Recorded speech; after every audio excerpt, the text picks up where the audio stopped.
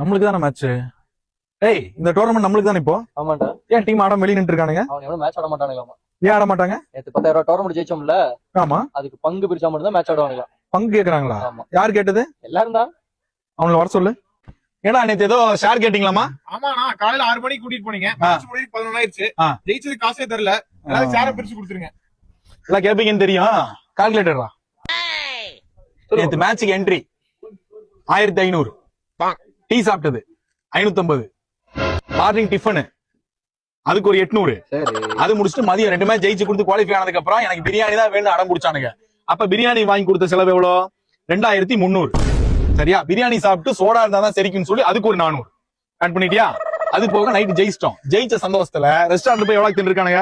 3150 ரூபாய்க்கு தின்னுருக்கானுங்க. சரியா? அது போக அங்கேயே ஐஸ்கிரீம் 300 ரூபாய்க்கு. சரியா? இப்ப டீசல் செலவு போட்டுக்க. இப்ப இந்த மேட்சுக்கு 1500 ரூபாய் என்ட்ரி. எவ்வளவு ஆச்சு? 11,500. நம்ம ஜெயிச்சது 10. இப்ப எவ்வளவு மைனஸ்? 1,500. இப்ப இந்த 1500 6 பேர் சேர்ந்து எப்படி கொடுக்க போறீங்க எனக்கு? அண்ணன் பழகிட்டு இருக்கா, அவர்கிட்ட போய் ஷேர் கேட்டுட்டு இருக்க. யாரு அவர் நமக்கு எவ்வளவு பண்ணிருக்காரு? சும்மா ஷேரிங் கேட்டிருக்க. காசா முக்கியம், மேட்ச் முக்கியம். வாங்க போலாம். பாத்தியா? இப்படி மாறிட்டானுங்க. கணக்க கேட்கவும் எப்படி மாறானு பாத்தியா? நேத்து விளையாண்டதுக்கு பங்கு முடிச்சு இருக்கு. அங்கெல்லாம் வாங்கியாச்சு. அப்ப என்னோட பங்குங்களா? போய் வாங்கிக்கோ. வாங்கிட்டு வரட்டா.